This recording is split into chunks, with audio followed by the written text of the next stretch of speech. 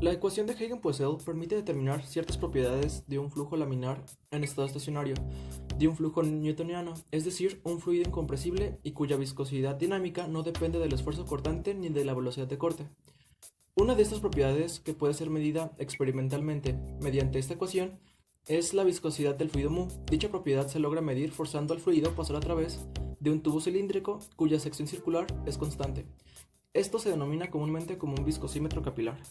En este tipo de viscosímetro, como lo mencioné anteriormente, el fluido es obligado a pasar a través de un tubo, cuyo perfil de velocidad del flujo será de tipo parabólico, lo que nos quiere decir que en la interfase líquido-sólido la velocidad es cero, y la porción que se encuentra en el centro del tubo tiene una velocidad máxima.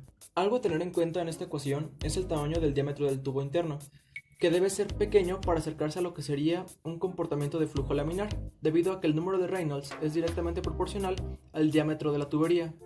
Así que para asegurar un número de Reynolds menor a 2100, que es el ideal para un flujo laminar, es necesario un diámetro pequeño, además de tener en cuenta otras consideraciones como que el fluido debe ser newtoniano y que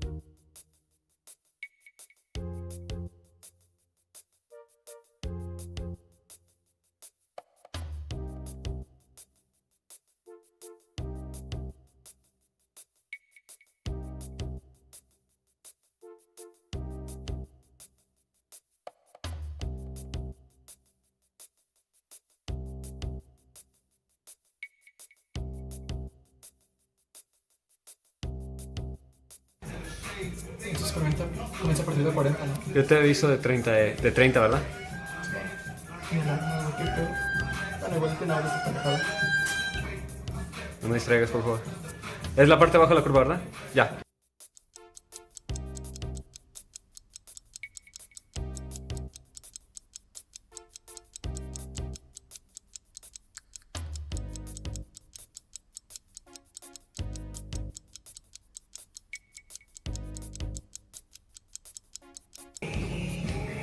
¿Cuántos mililitros fueron?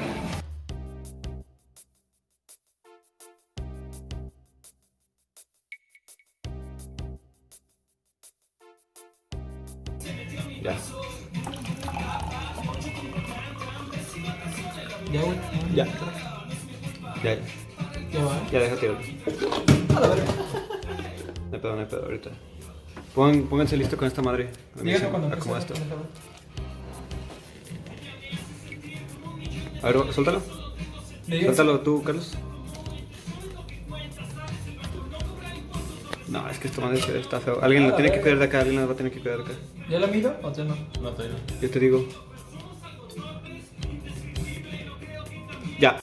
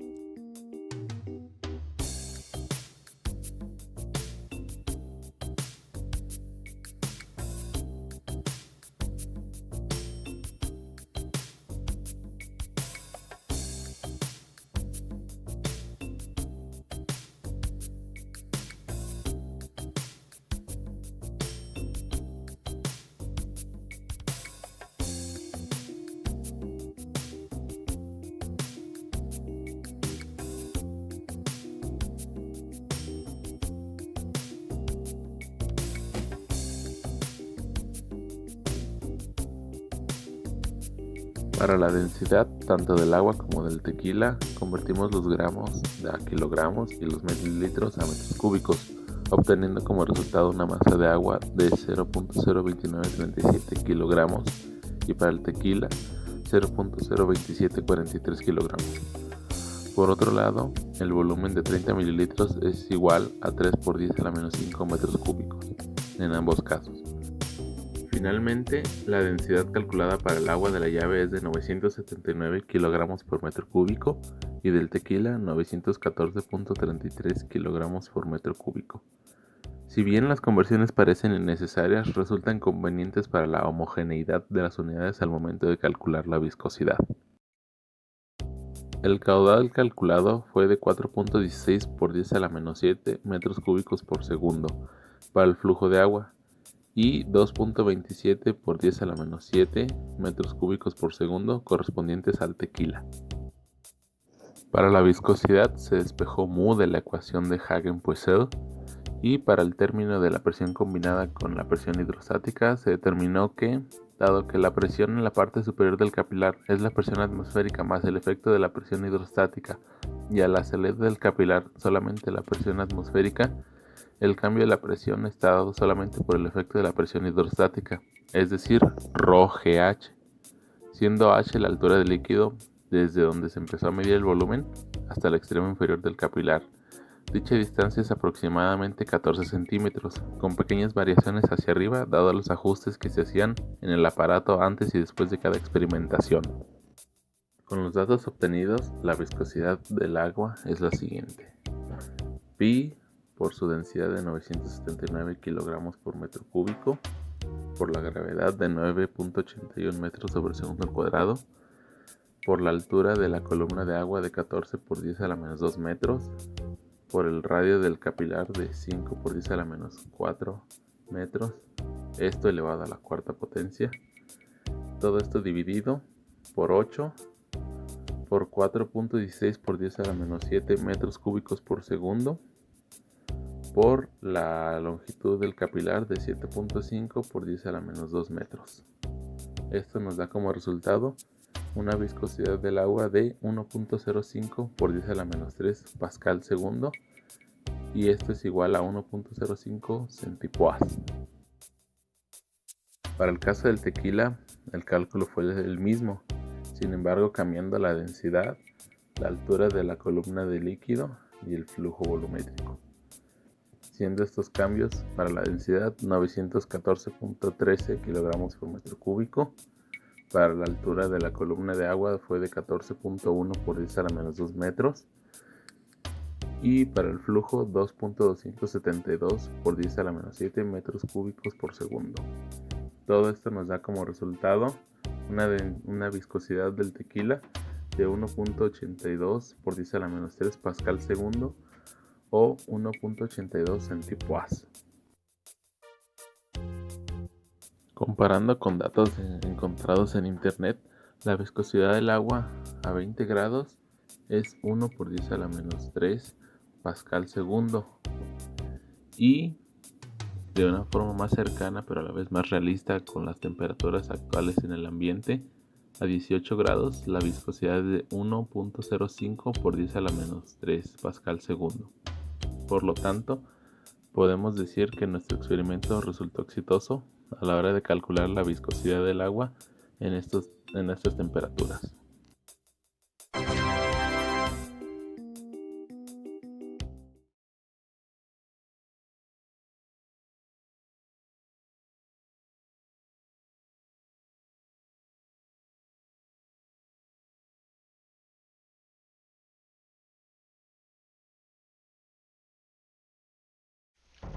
Flujo de calor a través de una pared compuesta.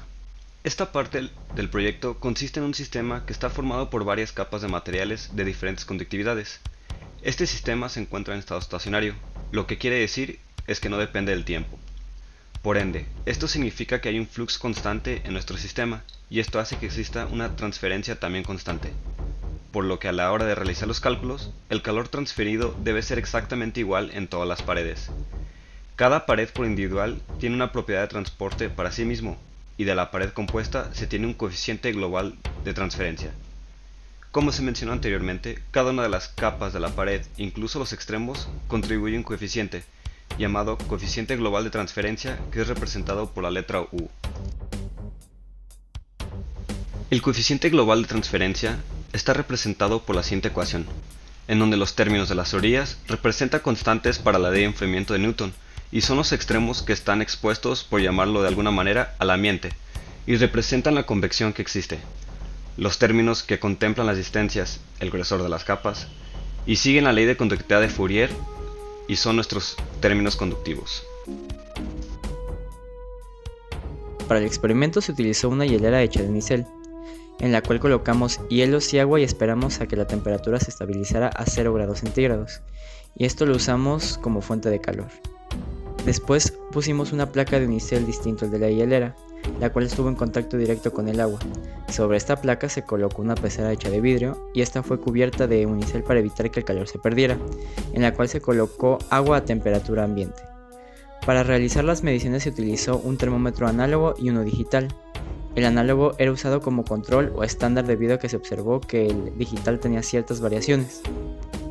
Para poder utilizar el digital se construyó una recta con 3 puntos, el agua a 0 grados centígrados, la temperatura ambiente del agua en la pecera y un punto intermedio de 18 grados centígrados, obteniendo una ecuación de la recta con regresión lineal de .99. El termómetro digital nos facilitó bastante el tomar mediciones en algunas de las interfaces de nuestra pared compuesta, o sea vidrio unicel y unicel agua a 0 grados centígrados. Para cada medición se tapaba la hielera y se esperaba que la temperatura se estabilizara, para así poder tener una medición más exacta. Los resultados fueron los siguientes. La temperatura dentro de la pecera estaba a 23 grados centígrados. La temperatura del agua y el vidrio estaba a 22 grados centígrados. En la interfase vidrio unicel estaba a 20.52 grados centígrados. En la interfase agua unicel estaba a 0.53 grados centígrados y nuestra fuente de calor estaba a 0 grados centígrados. Cabe mencionar que previo a la experimentación se tomaron medidas del grosor tanto del vidrio como del unicel y con los datos experimentales de temperatura e investigando el coeficiente de conductividad del vidrio, el cual viene reportado en tablas con un valor de 1.06 watts sobre metro grado centígrado, se pudo calcular el calor que pasaba a través de la pared compuesta utilizando la ley de Fourier, y se obtuvo un valor de 447.36 watts sobre metro cuadrado. Además, debido a que existen distintas variantes del unicel, decidimos calcular su constante de conductividad con la ley de Fourier también, obteniendo un valor de 0.568 watts sobre metro grado centígrado. Una vez obtenidos los datos experimentales, lo que sigue es calcular las constantes para la ley de enfriamiento de Newton, de tal manera que son las siguientes ecuaciones. Despejando y calculando con nuestros valores obtenidos de la práctica, obtenemos las siguientes constantes de la ley de enfriamiento de Newton. Una vez obtenidos los datos de la práctica y las constantes necesarias, las aplicaremos a la ecuación de coeficiente global de transferencia. Una vez obtenido este coeficiente global, lo sustituiremos en la ecuación para determinar el flux de calor dentro de todas las paredes compuestas.